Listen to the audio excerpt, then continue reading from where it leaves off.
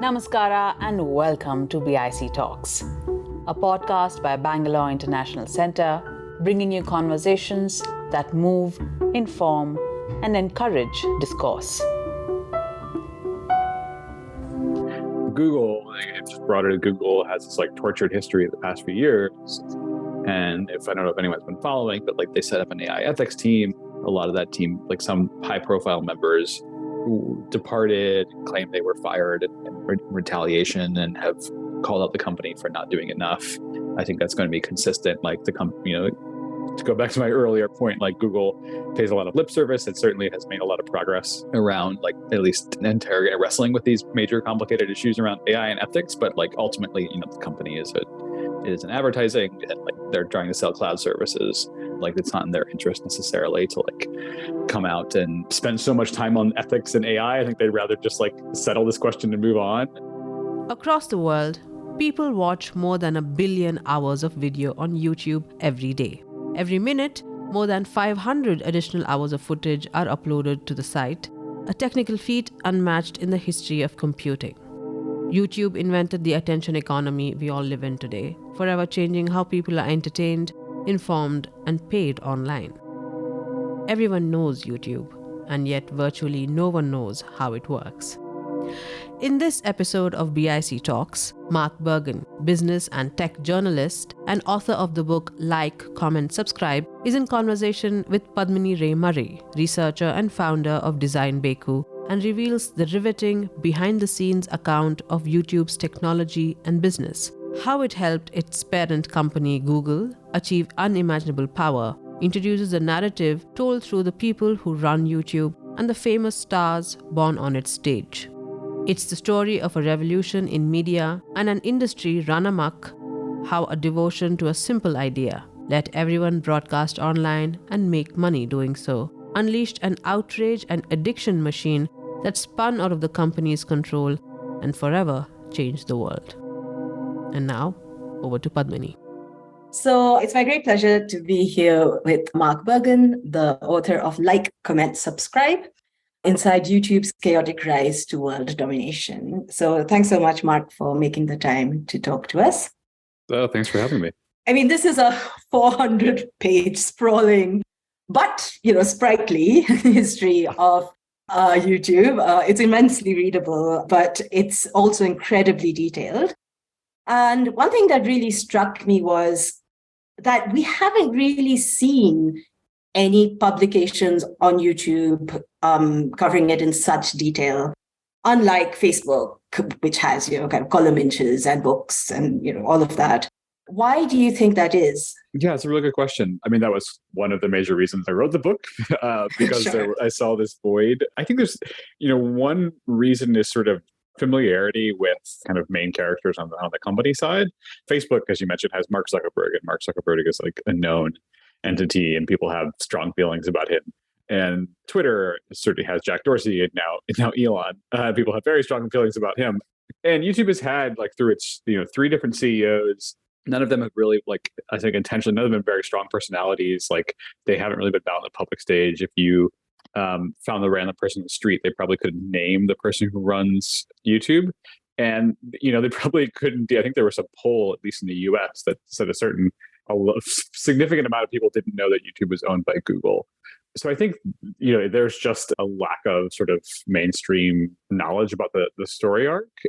And I think the other thing is that YouTube is sort of for a lot of people over a certain age, people say in Congress or people in governments, YouTube is a utility. It's sort of this thing that they typically use to find a clip or search, a how-to video. Obviously for younger people, it is their mainstream media, right? It's their news, their entertainment, their politics. And so I think there's an age gap and generational gap that probably isn't there for other social media platforms. Great. And I think what you mentioned, it's funny, I also ran a poll on Twitter today about, do you know that Google owns YouTube? I think my poll kind of skewed towards lots of people knowing, but that's probably because the kind of people Sure. who follow me. But I do think, and this comes through really clearly in your book, there's such a difference between the original kind of scrappy startup culture at YouTube and how it is transformed by Google and its takeover. Could you maybe say a little bit more about, kind of how you see that shift in culture and, what do you think that the implications were? And maybe speculatively, what do you think might have been the case had Google not taken over YouTube? Yeah, I mean, I think what was really fascinating to me about the YouTube story is it has this arc with like the history of the modern internet. The YouTube was very much part of this, we call it kind of Web 2.0, or like this beginning with MySpace and Facebook and Flickr and Blogger, like all these sort of the first generation of people that were kind of, where you actually had this novel idea of not just consuming the web passively, but being producers. And I think a lot of the early YouTube team sort of saw themselves as building a community. And there was a pretty significant overlap of people that were watching YouTube were also making videos. And that clearly isn't the case now, right? You have like 2 billion plus people that mostly, they're not actually creators, right? They're just kind of watching. So, and then, we had, a lot of talks about the middle section of the book talks about sort of the growth of the industry and the Arab Spring and these moments where there was like a lot of hope and optimism and naivete about the power of social media and internet platforms and something like YouTube just broadcasting, giving everyone a chance to be a broadcaster. And then we saw, since 2016, the sort of negative ramifications of that. So to answer your question, yes. So what would the world be like if Google hadn't bought YouTube? I think there's a very plausible scenario where YouTube doesn't exist. Like they're sued out of existence. They were sued by Viacom for $1 billion shortly after the acquisition. And part of that was because of Google came in and Viacom was like, well, now YouTube is a serious thing. They were just such in this legal and copyright gray zone and really didn't have a viable business model. I mean, there are people that also believe that they could be a standalone business and maybe could have evolved in a different direction. But certainly like YouTube's, a lot of its growth for a decade or so was Google like subsidizing this video platform that was like losing money. And I think a smart strategy to become like the dominant sort of go-to place, I think, until maybe we have TikTok come along a few years ago. Thanks so much for that. And I think it really kind of what you say about YouTube kind of being kind of a case study in the history of the internet. I think so much of that conversation is around, well, of course, for YouTube, there's intellectual property, but then there's also this kind of lurching from crisis to crisis due to kind of free speech debates and misinformation, etc., a lot of which obviously was kind of, as you said, subsidized by Google, and their deep pockets allowed YouTube to survive. But despite that kind of infusion of cash, YouTube still did run into considerable crisis with these events. So could you maybe say a little bit about what you feel the kind of impact of YouTube's handling of these events have had over the last 5 to 7 years? I guess right now I'm seeing it all through the lens, and I don't really cover this in the book because of the timing, but like Elon Musk and Twitter, where he is right now, if those who are following, like going through this sort of a brand safety crisis where a lot of advertisers are pulling their money or talking about pulling their money because Elon has changed a lot of I think just yesterday came out that he's like now repealing the COVID misinformation policies that Twitter had in place. It is sort of the opposite of how YouTube handled their brand safety crisis. So just a quick recap, this is talked about a lot in the book. It's like in 2017, after a series of issues with like extremist and fascist videos that were like running videos and terrorist videos that were running ads on these videos, YouTube had this major brand boycott that kind of lasted almost through the entire year. And they did like so much energy was to like appease their advertising base. And if you talk to creators from that time, they'll, I think rightfully so, but like YouTube is like skewed so much towards its advertisers and not its creators and its viewers, bending over backwards. And I think put in structures in place to make it sort of that issue where advertisers are no longer uncomfortable or unhappy with like sponsoring certain videos. Like that doesn't really happen anymore on YouTube. I'm sure YouTube is getting some of the benefit from advertisers fleeing Twitter right now. And whether I think that's had like, YouTube is a very different place than it was a few years ago. And certainly even since COVID, like they've put in policies in place around COVID misinformation and whether or not, there's like all sorts of interesting reporting and especially in India about like the big gap between what the rules are and how they enforce them. And I think that's a different topic. The pressure from regulators, from employees, from advertisers, and from the YouTube creators has meant that the company has made like significant strides in issues around health misinformation and around like child safety And just like around generally like putting in some rules of the road where a few years ago it was kind of the Wild West and didn't have many guardrails in place. And, I think there's like a lot of interesting questions that about like the fact that YouTube is basically, until TikTok came around, but still it acts as kind of like a monopoly on online video. And so, there's some really interesting conversations about like what rules that YouTube puts in place, then what impact it has. Like sort of they are like the deciding, the executives there are basically making these decisions for 2 billion plus people without any sort of democratic process, without much transparency. So I'm glad that you brought up the Indian context, because something that really struck me as I was reading the book was that, there's so much conversation about the outrage cycle that, kind of works from TV going to Twitter/Facebook, then going to WhatsApp, and, the cycle continues.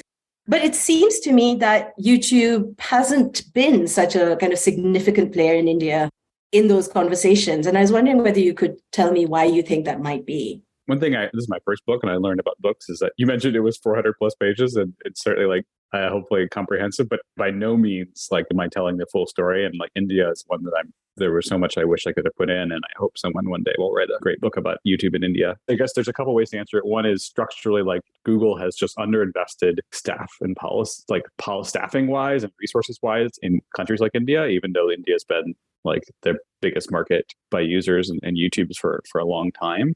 And this Google's and YouTube are not alone here, like Facebook and Twitter, right? Like the amount of personnel they have and like attention is just pathetic compared to like the opportunities and the challenges, right? Like the number of languages alone. I don't know this for a fact. I think they must have moderators in every single Indian language, but I don't know how recent that is that they achieved that, right? So that's just one major problem.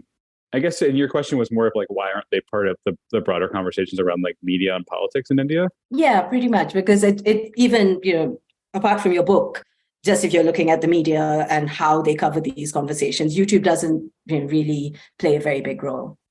Yeah, I mean, I think that part of the reason I wrote the book is to make an argument that it should, and especially in India, right? Like, so without TikTok, I think YouTube would have been massive even without the TikTok ban, but it's just so significant. YouTube has, as a company, like invested a lot, especially when they saw T-Series just take off.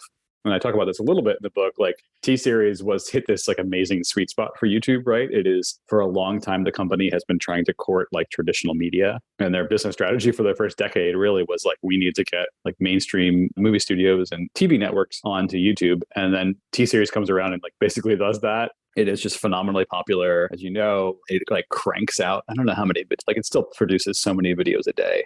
And it also like is relatively, it got tied into a controversy around PewDiePie, but that wasn't really like T-Series' fault. And so like for YouTube, T-Series is like a perfect sort of creator, even though it's not really a creator, it's a big, massive media company, because it has like none of the sort of content moderation problems. It produces like so much just native to YouTube. I'm sure it's bringing in a ton of ad money, at least relative to like India. So certainly in like a country like that where YouTube is just like massively popular, it's sort of the like mobile platform for news and for media. Twitter has sued the Indian government, and Facebook has had its run-ins with the BJP. I think YouTube and Google have been much savvier about trying to keep that out of the media, but they're certainly dealing with the same exact pressures now around content moderation, around what videos they take down and restrict, and like a lot more attention from the Modi government to a lot more pressure that they didn't have, say, like 5 years ago. Great. So one question that I had, which is kind of moving us away a little bit from this topic, is around search. And the reason why this is relevant to India particularly is that in my own work on kind of how non-English users use the internet, what we find is that YouTube is the search engine because it doesn't really involve text, right? So could you say a little bit about the relationship between search and Google's clear monopoly of search and the role that plays in YouTube's success? Because I don't think there's a lot, again, kind of a lot of conversation about that relationship. That's like a really fascinating. I mean, I think one of the things I want to get across in the book, and hopefully did, is like, Google treats YouTube like a search platform. You think about it, like how they solve some of their problems around like inappropriate content, and to a certain extent they will ban certain categories and just remove the videos. But the most often what they do is something called like borderline. They treat it as like a borderline video, which is something that doesn't break their rules per se, but they're going to remove it from the recommendation engine. And it's basically the equivalent of putting something on like page 10 of the search results on Google. Like no one looks at page 10 of the search results on Google, right? Like that is the very Google way of like, we're going to continue to index this piece of content, but we're just going to try to make it really hard to find, or something that people won't click on. This is like a major reason why YouTube was able to to just clear out all its competitors for a long time, is because they have Google's powerful search engine like baked in. And it was a major reason why Google wanted to buy them for what at the time was a pretty ridiculous sum of money. It's because Google saw that YouTube even then was this pretty popular search platform. They had their own competing service, Google Video, that was failing relative to YouTube, and they certainly like saw it as a threat to their position on search. So YouTube obviously has become what it's become due to its creators. And your book, again, tracks this kind of fascinating history of the kinds of creators who kind of move from being these kind of crazy niche kind of trends, and then kind of these much kind of bigger personalities like PewDiePie. Can you say a little bit about how you feel the future of creators might look now that that landscape is changing with places like TikTok and Instagram, and also YouTube's own innovation, which is a response to these platforms, which is Shorts? I think in the past year, what TikTok has done is like introduce a competition to YouTube that it's never really faced before. Vine was certainly like a threat. And the history of YouTube is like YouTube always sort of looking in its rearview mirror and worrying about things, often not worrying about the right things, like societally. But they were worried about Facebook for a long time. They were worried about Vine. They were worried about a service called Vessel that came and went. Like TikTok is the first one to really kind of, not quite at scale, but certainly more than any other platform, like actually pay creators. And so like YouTube is worried both at the time that TikTok takes from just from eyeballs alone, but also from the fact that they're able to lure in certainly like young creators. And every video, there's a lot of people that are making videos on TikTok and then cross-posting it on YouTube and Instagram. But clearly like TikTok at the moment now is becoming like the major kind of youth culture. I don't know, like it is the zeitgeist, and that's very troubling. And so what YouTube did, and starting in India actually, which is really interesting, is they started Shorts, which is basically a TikTok copycat. What it has done is, I think, to answer your question like about creators, that's made YouTube, I think, cater more to the creator interest, in part because now they're seeing this competition from TikTok. And so they've introduced a lot more tools to make money from things beyond ads, which is something that YouTube has really struggled to do. And so you have like, different membership. That's just like Patreon is also another competitor that's forced YouTube to like, I think, give a lot more tools for creators. At the same time, they're now shifting so many resources to Shorts. They've just started turning on like monetization for Shorts. But for a long time, Shorts is not a way for creators to really make money, right? They still make money on like the traditional, like longer videos. And now we're entering at least what looks like to be potentially a recession. So it doesn't seem good for creators. YouTube's advertising has been hit, slowing down. The creators are going to end up kind of suffering from this. And I'm sure that YouTube is looking out because like it's in their interest to keep creators happy, but they have over 2 million on the platform. So the thing is like they have such a long tail of people producing content that they're not really worried. Maybe like a handful of people at the very top, but they just structurally, they're not set up to really like care too much about their creative class. So you've done a huge amount of research for this brilliant book. I was wondering what was for you, and you've obviously also been covering, well, at least Google for many years now. For you, what was the most surprising discovery or revelation when you were researching the book? This is going to sound a little bit naive. One thing that I've been super fascinated with is sort of how YouTube accidentally became the world's biggest like kids entertainment platform. If you go look at like some of the top YouTube videos channels by traffic, they are typically like T-Series, I mentioned, like another Indian channels, and then they're just kids channels. Like that's it. It's like Indian channels and kids channels. Like they are the dominant drivers of so much of YouTube. And for its first 14 years, the company, for legal reasons, was like a site for 13 plus. And so what was shocking to me was that people inside had really this like either this willful blindness or were, I think, pretty naive about what was actually happening overall, like on the platform, I think a lot of like people inside YouTube didn't necessarily watch YouTube that often. Like they didn't keep their fingers on the pulse of the site. And certainly for the kids' content, they were not aware of what was happening, what was even the most popular types of videos. And that's changed the past couple of years because they've been regulated and like had so much scrutiny. But that was really shocking to me, was it, that people were either like very unaware or like turning a blind eye to kids stuff, which was just, it has all sorts of legal risks.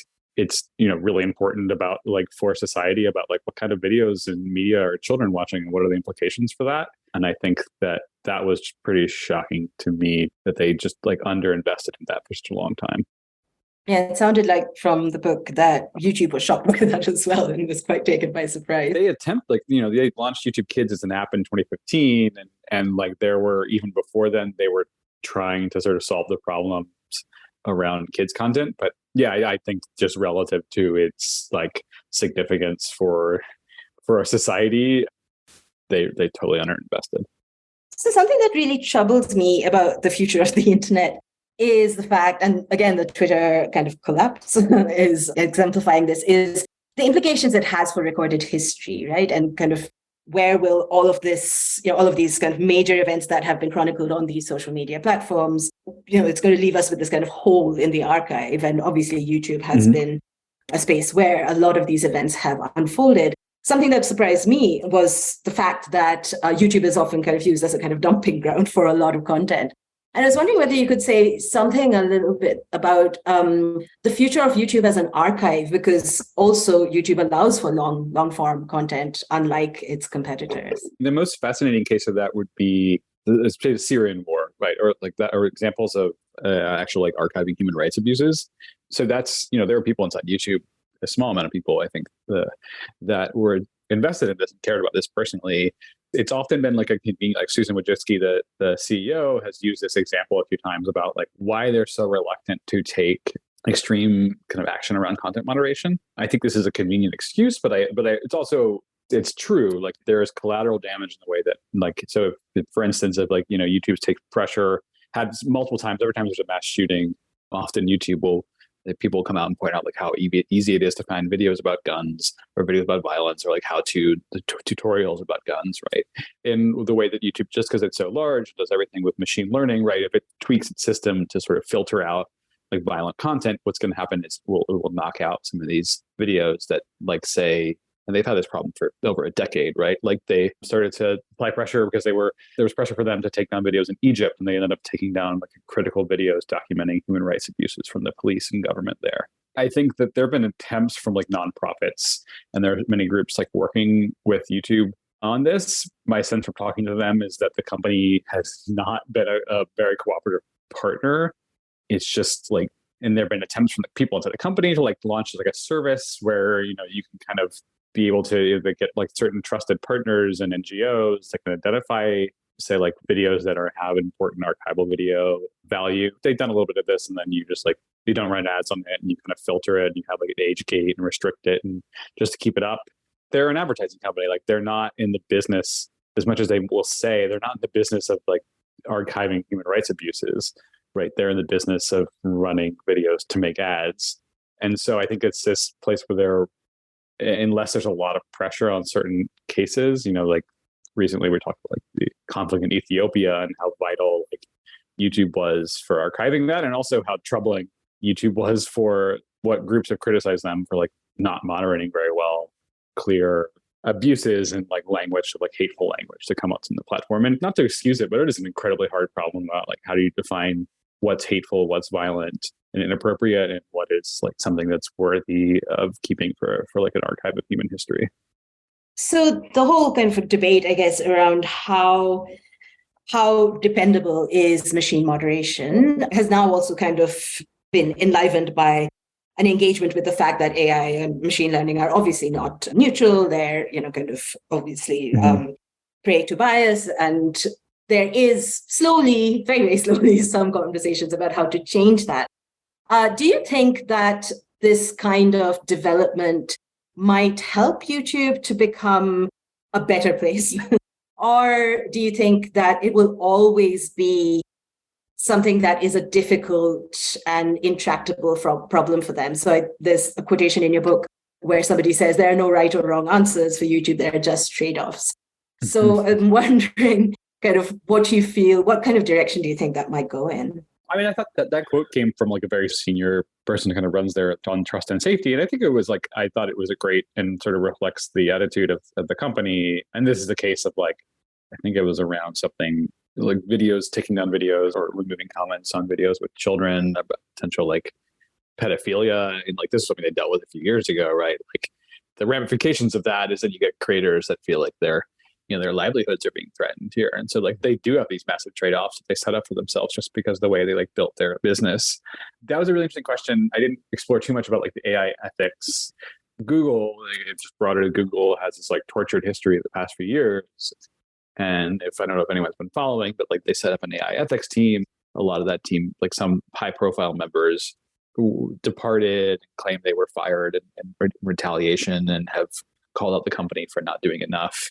I think that's going to be consistent. Like the company, to go back to my earlier point, like Google pays a lot of lip service. It certainly has made a lot of progress around like at least interrogating, wrestling with these major complicated issues around AI and ethics. But like ultimately, the company is an advertising, and like they're trying to sell cloud services. Like it's not in their interest necessarily to like come out and spend so much time on ethics and AI. I think they'd rather just like settle this question and move on. I do think for YouTube, it's kind of tied into these fascinating questions about like with their recommendation system, right? Like how much of it is, say, reflects a racial or like in India, like a caste bias, right? Like these things are like really difficult questions that the company has begun to wrestle with, but it's something that I don't think it's like baked into their engineering culture necessarily at the highest levels. And part of that is these are hard conversations to have at a corporation.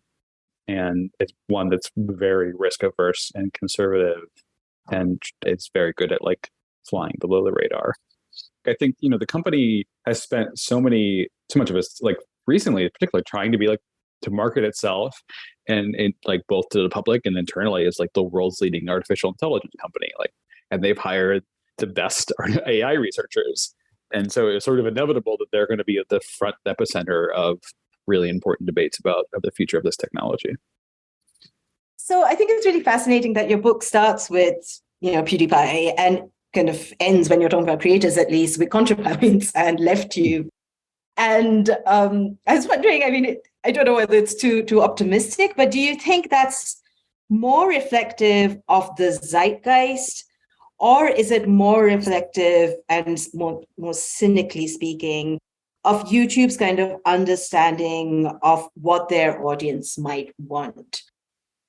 Just like the character of PewDiePie itself? No, so the shift from PewDiePie's popularity to somebody like ContraPoints and LeftTube kind of rising. So ContraPoints, for those who maybe don't know, it's like a fascinating sort of and pretty popular YouTube creator that like became popular for sort of focusing on some of the radicalization of the internet and its potential, especially for like young men, and like did a lot of really fascinating videos about incel culture and like the alt-right.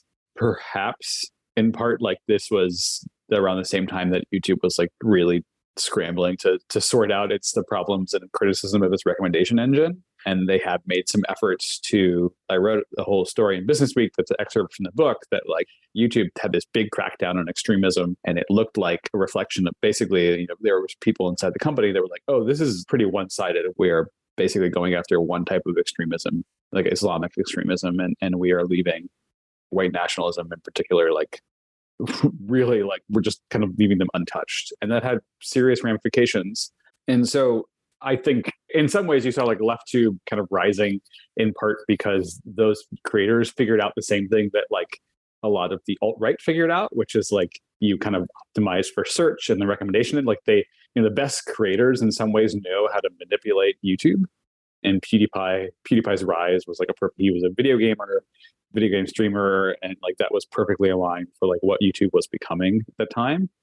I mean, he's sort of declined in popularity, and like now the biggest YouTuber is like Mr. Beast, which I think is a different reflection of like how much. It's hard for me to decipher. I think it'll be kind of impossible to answer the question of how much of it is like changing interests in viewers, and how much of it is like YouTube making these algorithmic tweaks and then having like these unintended consequences for what types of videos that viewers watch. Yeah, and I think, as you say near the end of the book, so much of this is really opaque, right? Like it's really, really difficult to kind of get a sense of that. My favorite example from the book is it's kind of a silly one. It's like, it was, I think in 2014, Minecraft videos were huge, right? And so Minecraft videos at some point, like there's this really great video, a YouTuber named Matt Pat, who has the channel called Game Theorist. And he dissected this at one point, like if you like, a lot of YouTubers will look at the logged out homepage. If you go to youtube.com and you don't have a Google account, YouTube basically kind of gives that's their like the best sense of what the algorithm's feeding people that don't have a personalized feed. And at one point, I think that year, there was just Minecraft. It was like more than half the videos on that page, right? Because the Minecraft was just hugely popular. And then in a matter of months, it just disappears. And traffic to Minecraft videos just collapse. And so one rationale is like, oh, people were really interested in Minecraft and then suddenly became less interested in Minecraft, right? But what happened was that YouTube saw that, oh, wow, this is a very popular niche that's basically made for like 12-year-old boys.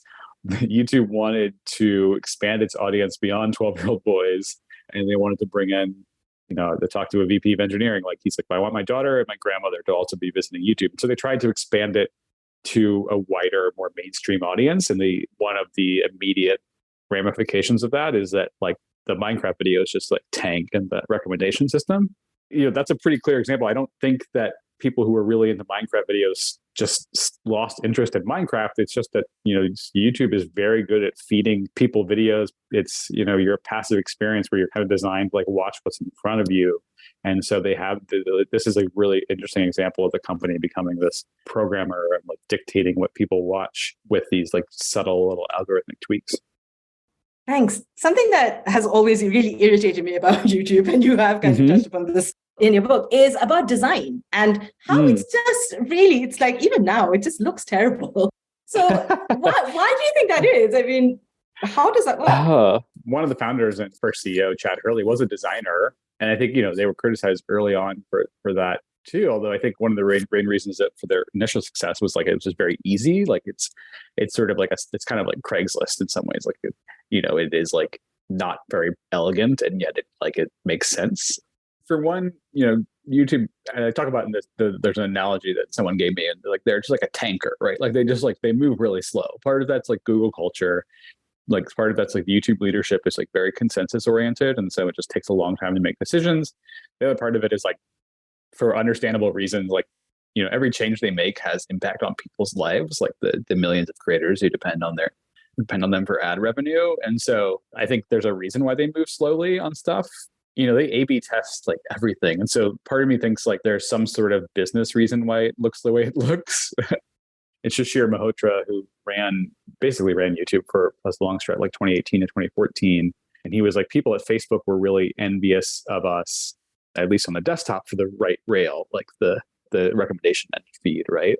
Because, Facebook's like, no one actually like looks at the right rail on our website. And YouTube people were really envious of Facebook's feed, like because it operated like a feed and people didn't necessarily use YouTube that way. And then TikTok comes along and basically like figures out how to blend those two into this like really addictive service. Like I think there are people inside YouTube that are like, why didn't we do what TikTok did, right? I mean, that's what they're trying to do with shorts. It's not quite as painful as Instagram, in part because like, yeah, YouTube is like a video platform. So it kind of makes sense.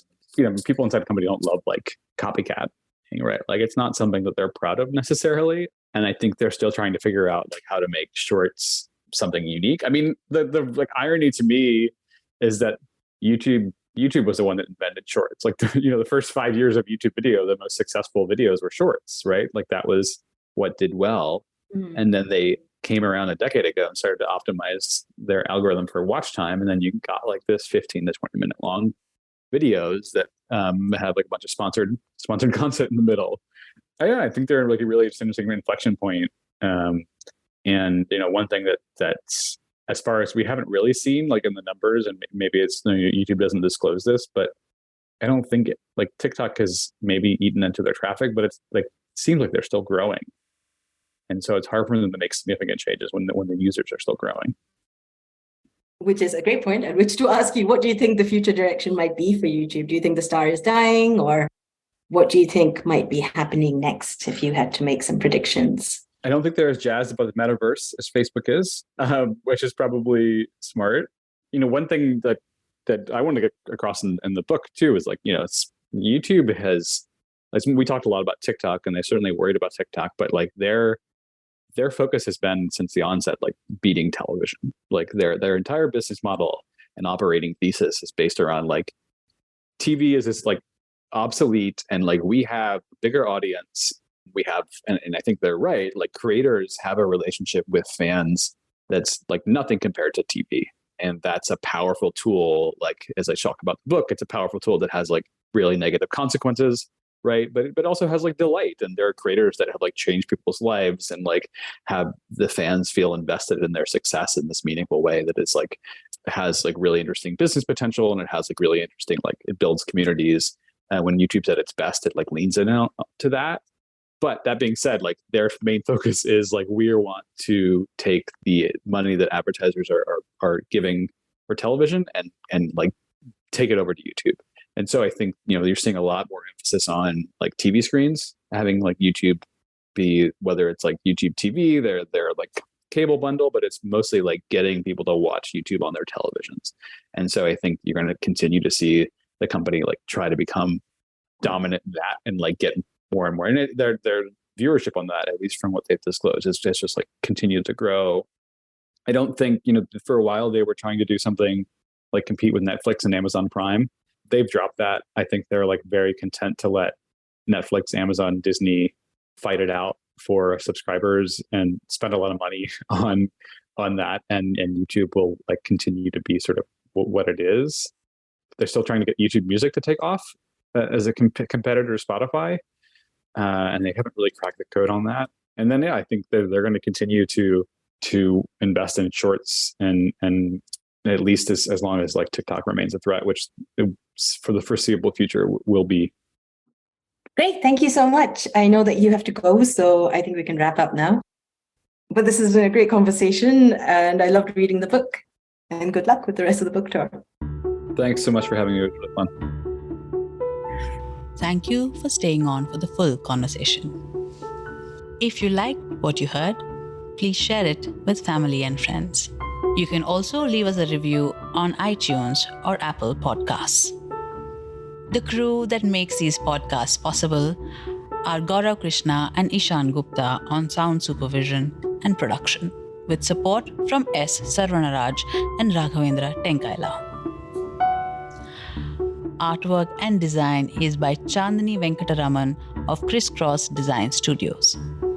Don't forget to subscribe to our channel on your favorite podcast platform.